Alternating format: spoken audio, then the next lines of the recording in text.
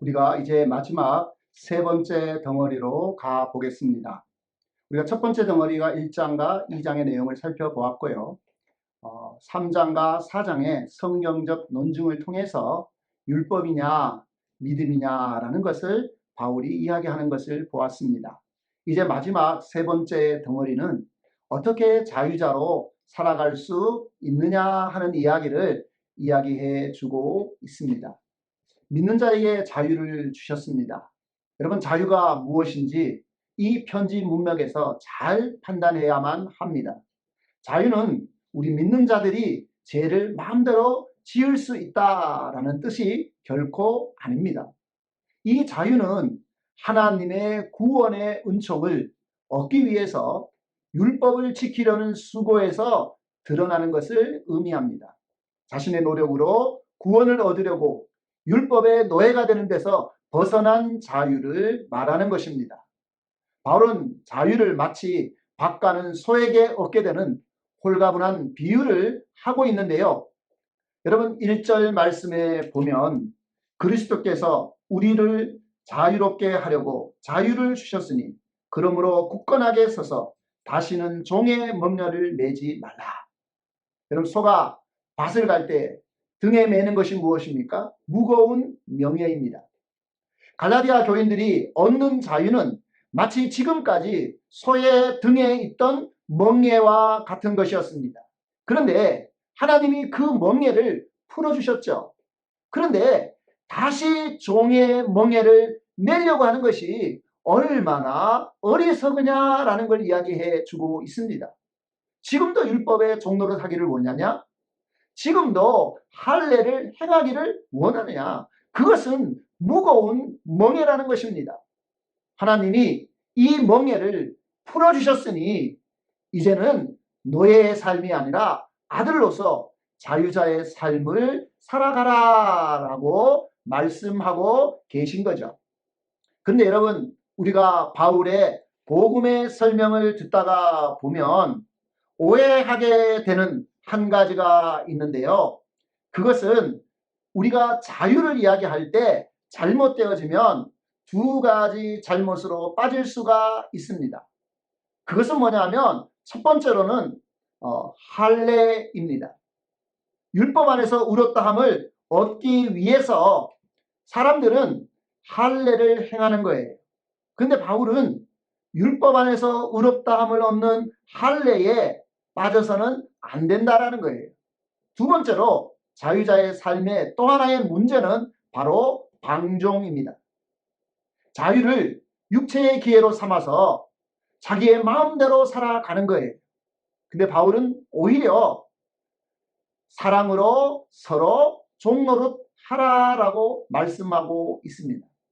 자유자의 삶을 두 가지로 이야기하면서 여러분 잘 아시는 성경 전체의 내용을 요약하면 하나님을 사랑하고 그리고 내 이웃을 내 몸같이 사랑하라는 말씀이 가장 중요한 핵심이라고 말할 수 있죠.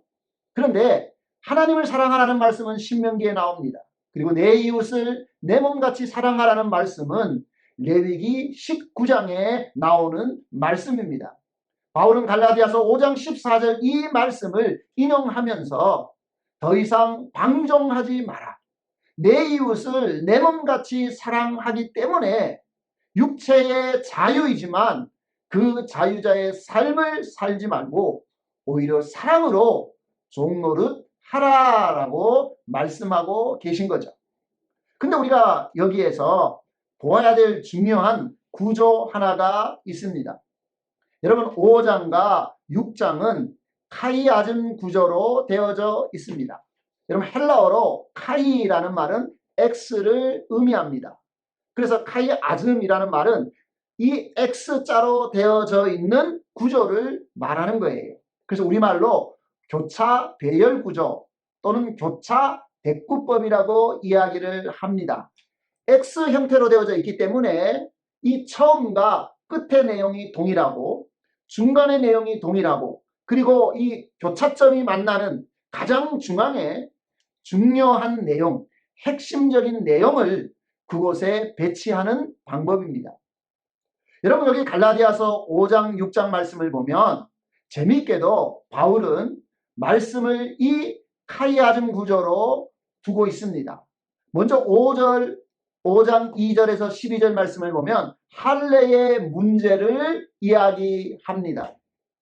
할례는 일종의 율법을 대표하는 설명인데요. 할례는 아니라는 겁니다. 이것으로 어려워지는 것은 불가능하다는 겁니다. 할례는 인간의 노력이라는 겁니다. 왜 할례를 하느냐? 자랑하려고. 믿음도 아니고 성령의 삶도 아닙니다. 할례는 자유자의 삶을 포기하게 만드는 것입니다. 그래서 바울은 이 5장 2절에서 12절에 할례의 문제를 이야기하고 있습니다. 여러분, 성경의 6장 11절에서 16절 말씀을 보면 갈라디아서 마지막 부분에 할례의 문제를 한 번 더 이야기하고 있습니다. 갈라디아서 6장 마지막 부분의 말씀을 보면 육체를 위하여 심는 자는 육체로부터 썩어질 것을 거두게 될 것을 이야기합니다. 그래서 더 이상 너희들이 육체의 모양을 내려고 하는 6장 12절 말씀에 보면 육체의 모양을 내려고 하는 자들, 억지로 너희에게 할례를 받게 하는 그들은 그리스도의 십자가를 멸하는 자들이다 라고 이야기하면서 할례의 이야기를 한 번 더 하고 있는 것이죠. 자, 그 다음에 중앙에 있는 이 5장 13절과 6장 1절의 말씀은 사랑으로 종로로 타라 라는 이야기를 반복적으로 하고 있는 걸 볼 수가 있습니다. 그리고 핵심이라고 말할 수 있는 5장 16절의 이야기는 성령을 쫓아서 행해라 라고 말씀하고 있는 것이죠. 자, 처음에 부분과 제일 마지막 부분에 할례가 있습니다. 그리고 중간 부분에 이 사랑으로 종로로 타는 이야기가 나와 있습니다. 그리고 그 중앙의 시 부분이 바로 성령에 대한 말씀입니다.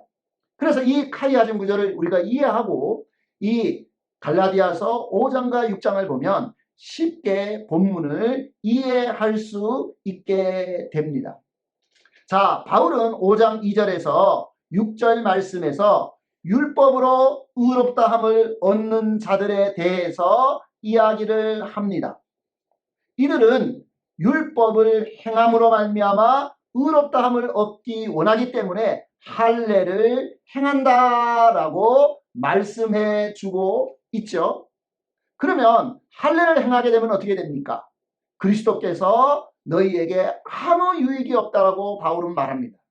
결국 4절에 그리스도에게서 끊어지고 은혜에서 멀어지게 될 거다라고 말씀하고 있죠. 그런데 바울은 이제 성령을 따라 믿음으로 의의 소망을 기다리는 자에 대해서 이야기하면서 사랑으로 역사하는 믿음을 가지라라고 이야기합니다.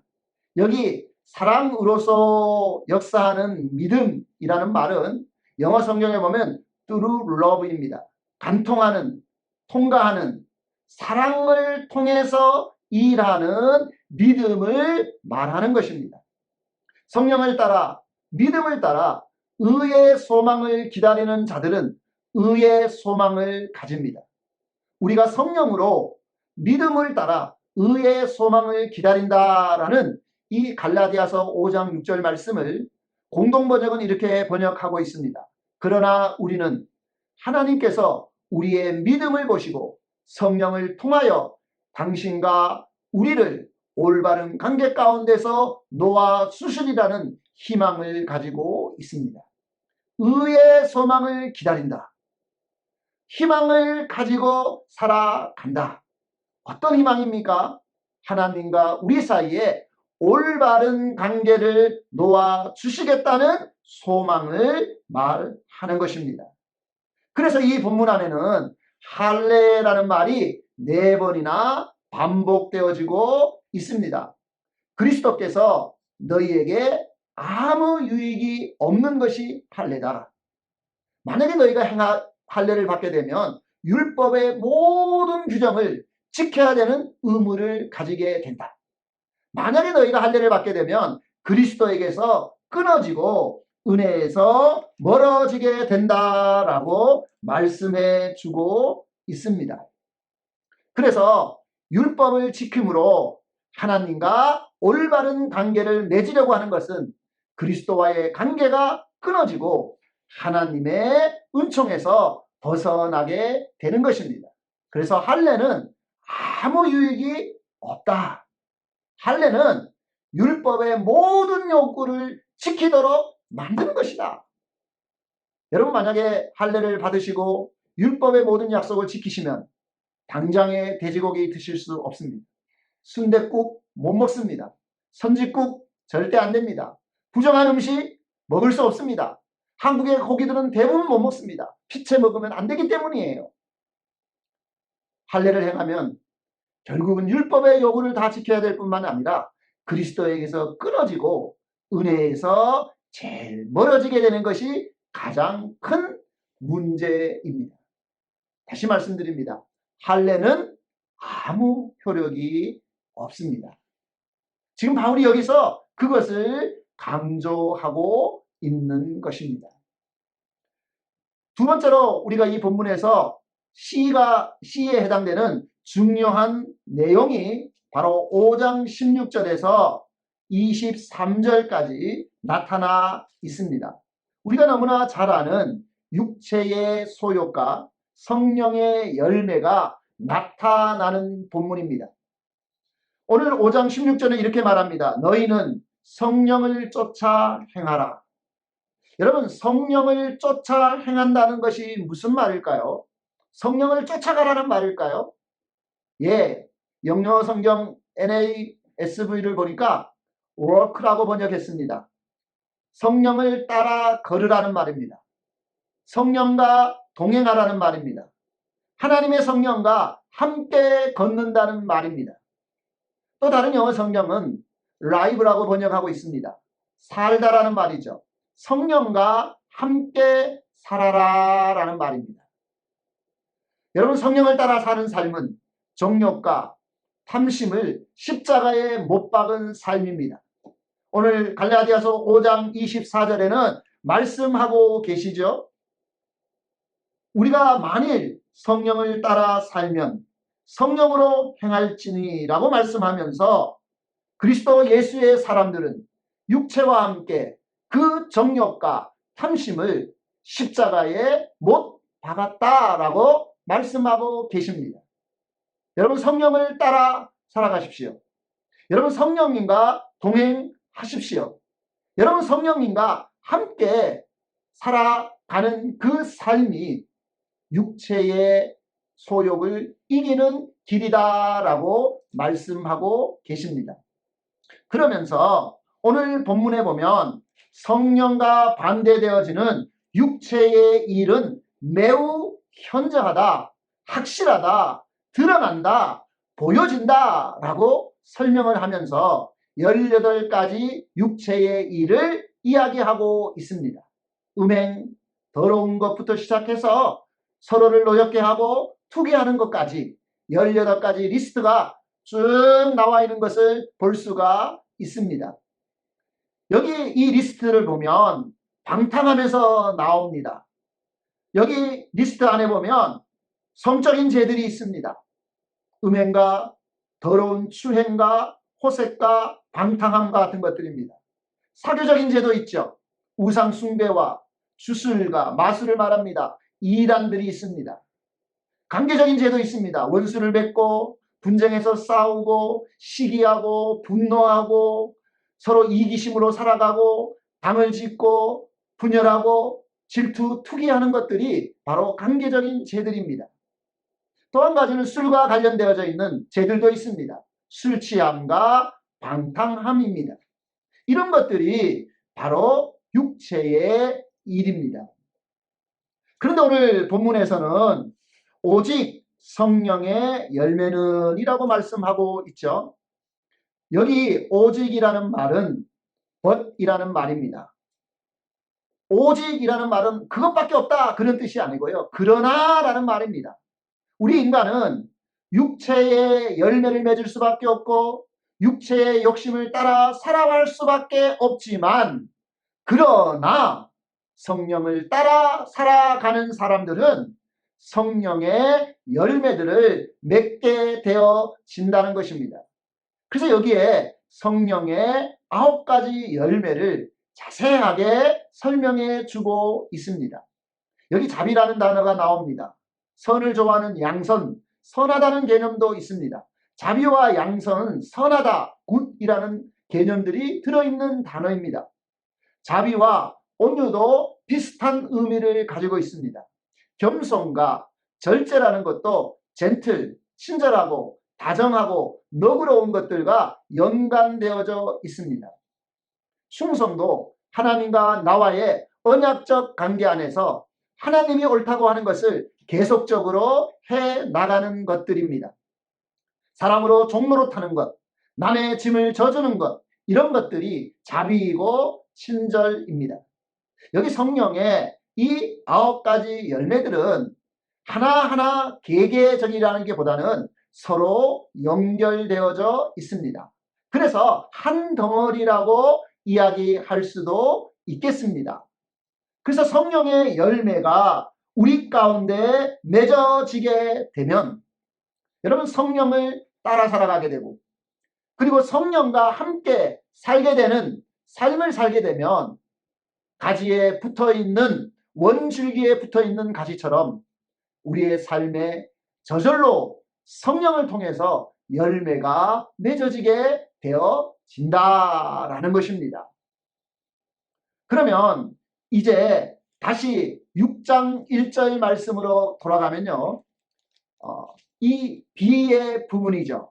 사랑으로 종노릇 하라라는 말씀이 반복되어지고 있는 내용들입니다. 여기 3가지 명령이 들어있습니다. 다르게 말하면 성령 안에서 살아가는 자들의 삶의 실제적인 방식들, 서로에게 종노릇하는 것, 사랑으로 종노릇하는 것이 무엇인지를 말씀하고 있습니다. 첫 번째로 여기 말씀 안에 보면 범죄한 그리스도인을 향해서는 어떻게 해야 되는가라는 것입니다.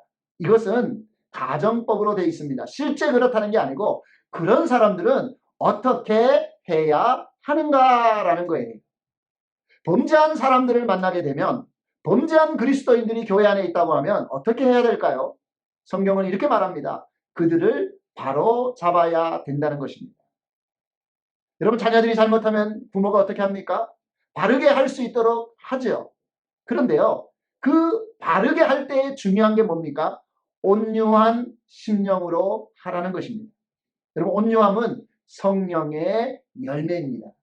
프라비테스라는 말은 온유함으로, 친절함으로, 동정심으로, 겸손함으로 하라는 것입니다. 제가 자녀들을 키우면서 가끔은 자녀들을 바로잡을 때 제 안에 분노들이 올라오는 걸 본 적이 있습니다. 정말 사랑으로 종노릇하는 게 아니고요, 내가 때로는 공정함으로, 공평함으로 그들을 대하는 것입니다. 그래서 마구 혼내죠. 정의감에 불타기도 합니다. 여러분, 이것은 성령의 열매가 아닙니다. 하나님은 어떻게 하라고 말합니까? 범죄한 그리스도인을 바로잡아야 되는데 온유한 심령으로 하라는 겁니다.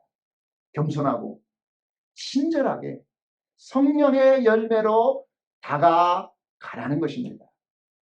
그뿐만이 아니라 또 한 가지 우리에게 말씀하는 것은 그 범죄한 그리스도인을 보면서 나는 그렇지 않는가 하는 자신을 돌아보아야 한다라고 말씀합니다. 여기 보면 신령한 너희는 이라고 말씀하고 있는데요, 여기 신령하다라는 말은 성령의 인도함을 받는 이라는 말입니다.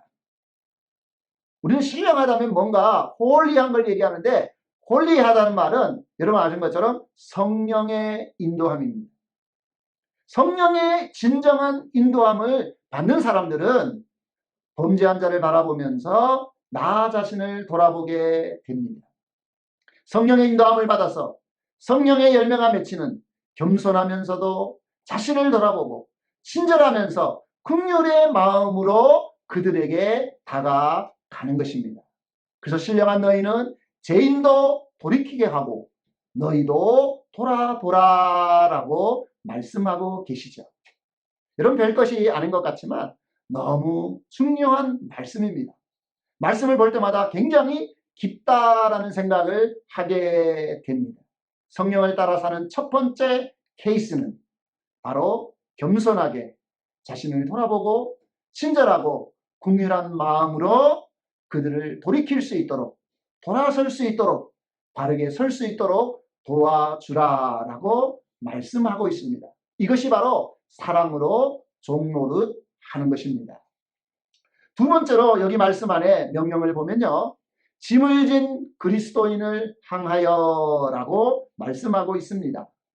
여기 보면 짐을 서로 지라고 말씀합니다. 그것이 그리스도의 법을 성취하는 방법이기 때문에 그렇습니다. 여기 짐이라는 것은 육체적인 짐일 수도 있습니다. 또는 심리적이고 영적인 짐이 포함될 수 있습니다. 우리가 서로의 짐을 져주는 것입니다. 그것이 그리스도의 법을 성취하는 것이기 때문에 그렇습니다. 군생활을 하다가 보면 행군을 하죠. 행군을 하다 보면 늘 낙오되는 사람들이 있습니다. 동료이라는 게 뭡니까? 그 사람이 지고 있는 짐을 대신 지고 옆에서 부추겨주고 끝까지 달려가는 것입니다. 마지막까지 함께 짐을 지고 걸어가는 것입니다. 서로의 짐을 지라라고 말씀하십니다.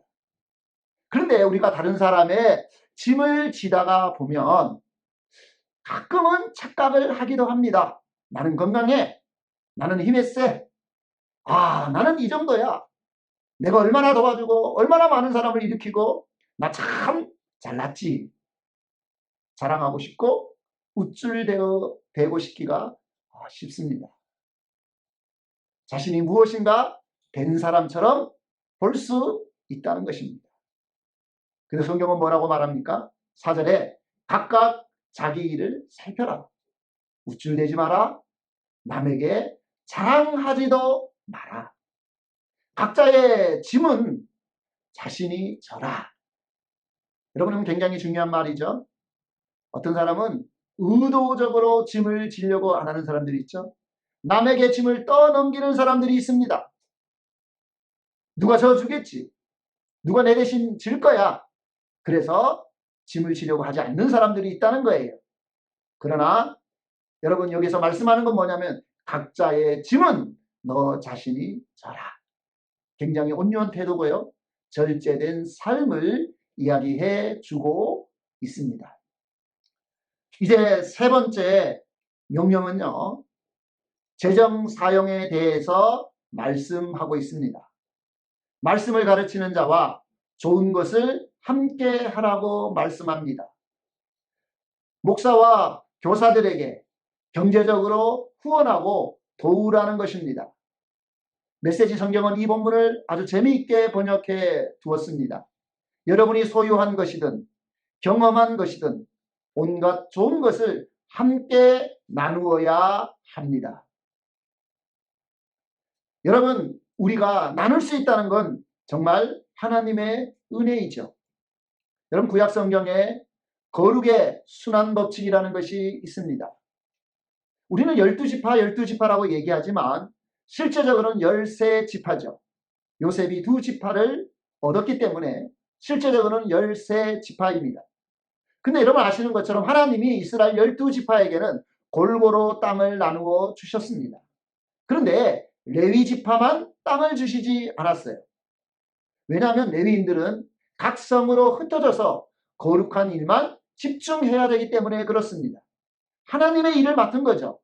말씀을 가르치고 백성들을 재판하고 성막을 섬기고 도피성을 넓히고 어렵고 힘든 사람을 도와주고 성문을 열고 닫고 그리고 때로는 하나님을 예배하는 일까지 해야 될 많은 일들이 있었습니다.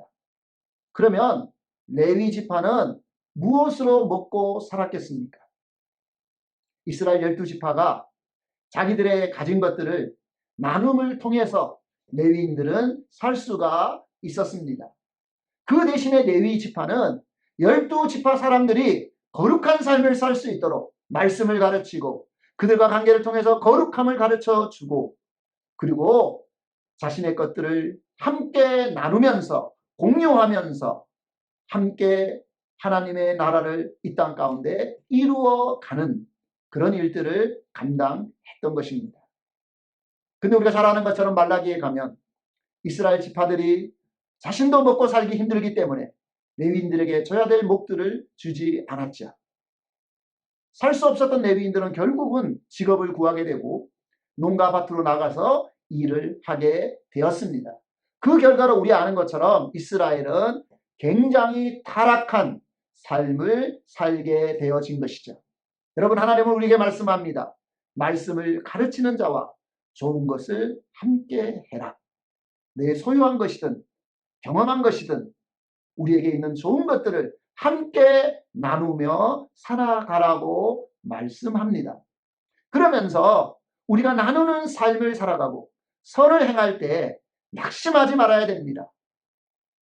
내가 어떻게 다 도와줄 수 있어? 내가 어떻게 다 섬길 수 있어?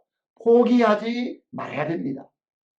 그리고 기회가 있을 때마다 기회가 되는 대로 섬겨야 합니다. 성경이 이렇게 말합니다. 믿음의 가정에게 더욱 하라. 여러분, 세 번째 케이스는 재정 사용에 대해서 바울이 가르쳐 주고 있습니다. 함께 사랑의 짐을 지라라고 말씀하고 계신 것입니다. 마지막 우리가 처음 카이아전 구조의 A의 부분으로 돌아간 것이 6장 12절 이하의 말씀입니다. 여기 보면 육체의 모양을 내려 하는 자들이 있다고 합니다. 13절에 보면 그들이 왜 할례를 받는가 하면 육체로 자랑을 하기 위해서 그렇게 하고 있다라고 말씀하고 있습니다.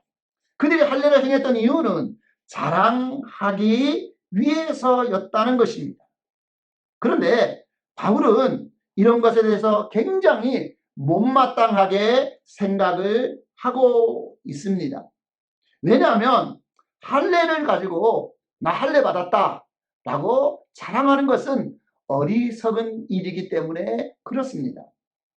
여러분, 갈라디아서 5장 12절에 보면 이렇게 되어 있습니다. 너희를 어지럽게 하는 자들은 스스로 베어버리기를 원하노라.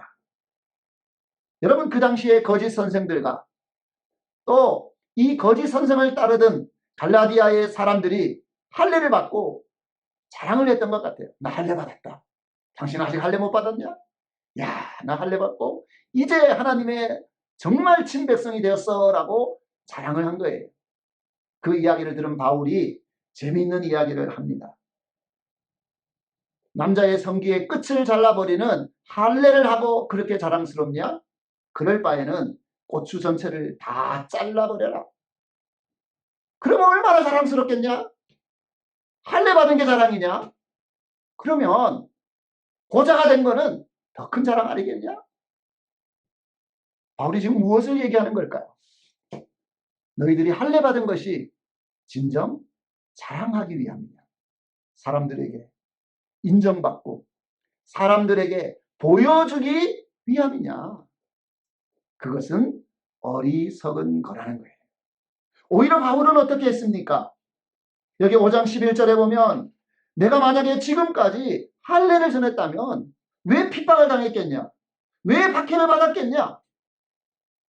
내가 율법 지키고 할례 행하라고 얘기했다면 나는 돌에 맞을 일도 없었을 거고 고난당할 일도 없을 거고 유대인들로부터 칭찬과 명예를 얻었을 거라고 얘기합니다. 여러분, 여기 본문 안에 또 한 가지는 이들이 할례를 받았던 이유는 12절에 보면 그리스도의 십자가 때문에 받는 박해를 면하려 하기 때문이라고 이야기합니다. 그 당시에 유대인들의 핍박이 많았죠. 바울을 따라다니면서 괴롭혔던 사람들도 유대인들이었습니다. 그 유대인들은 바울의 이신칭의의 가르침이 잘못되었다고 말했습니다. 그래서 이방인들도 예수 그리스도를 따르고 믿음의 삶을 따르는 사람들을 박해했던 것입니다. 그런데 바울은 13절에 이렇게 말합니다. 박해는 우리가 우리 모두 속에 십자가의 은혜로 오는 것이라는 것입니다. 그래서 14절에 내가 우리 주 예수 그리스도의 십자가 위에는 결코 자랑할 것이 없다. 그리스도로 말미암아 세상이 나를 대하여 십자가에 못 박히고 또한 세상에 대하여 그러하니라. 바울은 뭘 말합니까? 십자가 외에는 자랑하지 않겠다라는 것입니다. 바울은 할례를 받도록 하는 것이 아니라 진리를 지키려고 했다라는 것입니다. 그래서 그는 억지로 할례를 받지 않도록 하면서 많은 핍박과 어려움들을 받았다라는 거예요. 여러분 17절에 바울은 이렇게 말합니다. 이후로는 누구든지 나를 괴롭게 하지 말라. 내가 내 몸에 예수의 흔적을 지니고 있노라. 여러분 여기 예수의 흔적이 무엇일까요? 바로 박해의 흔적입니다. 돌에 맞고 죽을 위험을 넘기고 수많은 사람들로부터 멸시와 조롱을 당했던 그 바울의 몸에는 예수의 흔적이 있었습니다. 할례의 흔적이 아닙니다. 몸에 새겨진 할례가 아닙니다. 바울의 몸에는 십자가의 흔적이 있었습니다. 예수 따라가는 박해받은 자의 흔적이 있었습니다. 부활하신 예수님께서 도마에게 나타나셔서 그분의 손과 옆구리를 보여주셨죠. 부활의 새 몸을 입으신 예수님에게 십자가의 흔적이 남아 있었습니다. 바울은 갈라디아 교인들에게 말하는 거예요. 핍박을 면하기 위해서 할례를 받으려고 하느냐. 나는 만약에 할례를 행했다면 핍박은 없겠지만 내가 예수 십자가를 기억하고 예수 십자가의 흔적을 가지기 위해서 나는 할례를 말하지 않는다는 거예요. 할례를 억지로밖에 하지 않는다는 것입니다. 이런 말씀을 정리하겠습니다. 여러분에게 있어서 종교적 행위는 무엇입니까? 사랑으로 표현되는 믿음의 어떤 모습을 가지고 계십니까? 혹시 여러분에게는 육체의 자랑이 있습니까? 할례와 같이 사람들에게 자랑하고 드러내 보여주고 싶어하는 것들이 있습니까? 아니면 여러분들의 몸에는 예수의 흔적이, 박해와 고난의 흔적이, 십자가의 흔적이 남아 있습니까? 방탕한 삶이 아니라 서로의 종이 되려고 하는, 그것을 통해서 그리스도의 법을 성취하고자 하는 사람들은 사역과 그 업적을 통해서 자신의 의로움을 드러내고 자랑거리로 만드는 것이 아닙니다. 내 몸에는 예수의 흔적을 지니고 있노라. 여러분 모두가 예수 그리스도의 흔적을 가지고 우리 주님을 맞이할 수 있기를 바랍니다. 수고하셨습니다.